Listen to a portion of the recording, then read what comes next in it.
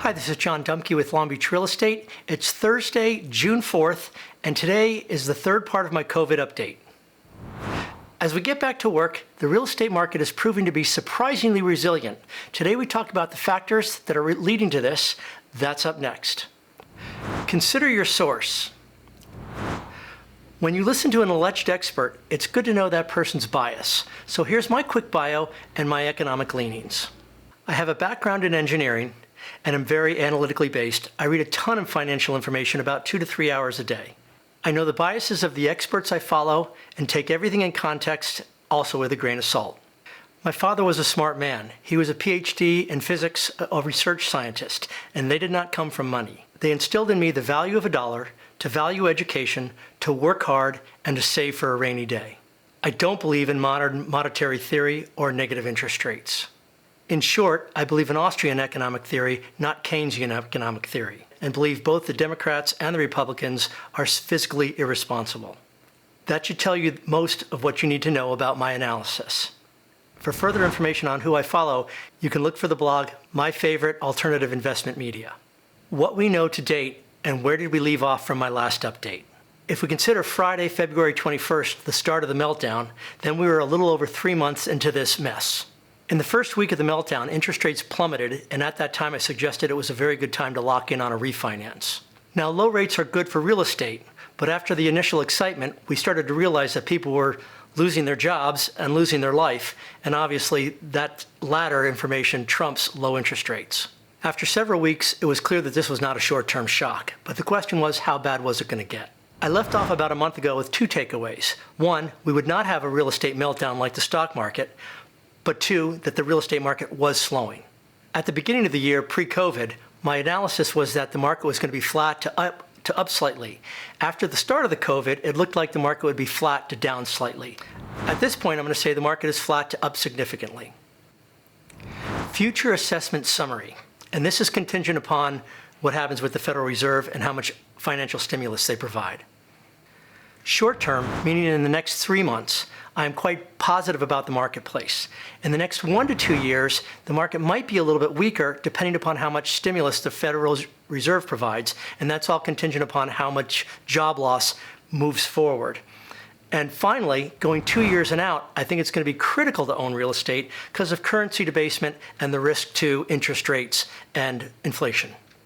Real estate's leading indicators.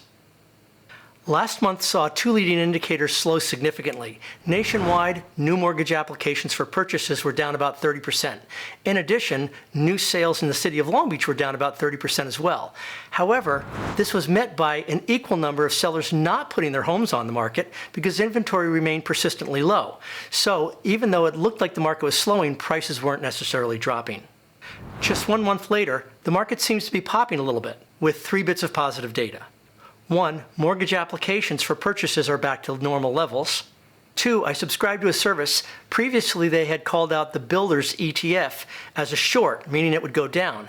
They have since removed that Builders short, and they're seeing that it's quite positive for builders nationwide. Finally, on a local level, sales are returning to normal.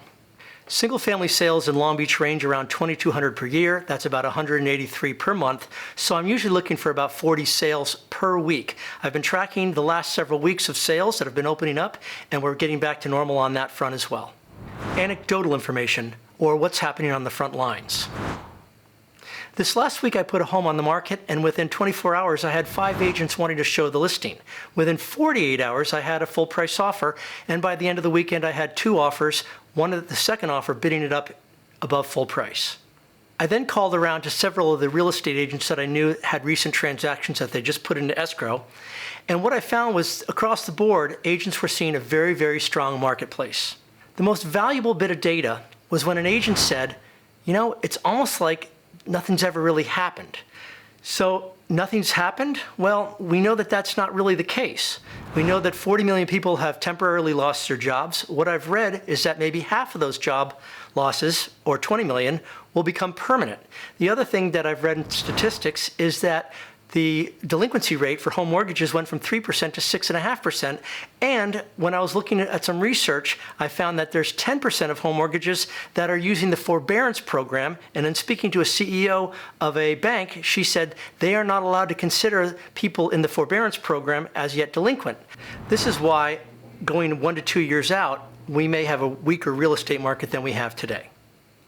There are 3 other categories of real estate that I covered in the blog in print, which you can read on my website, www.lbre.com/blog. The 3 other types of real estate I covered was commercial property, income property or apartment buildings, and then the homes that Airbnb superhosts own. Those could be negatively impacted, and I think single-family residents will be somewhat immune. So in summary, the real estate market's very strong, surprisingly so. Using the quote from what that one agent said, it's almost as if nothing happened.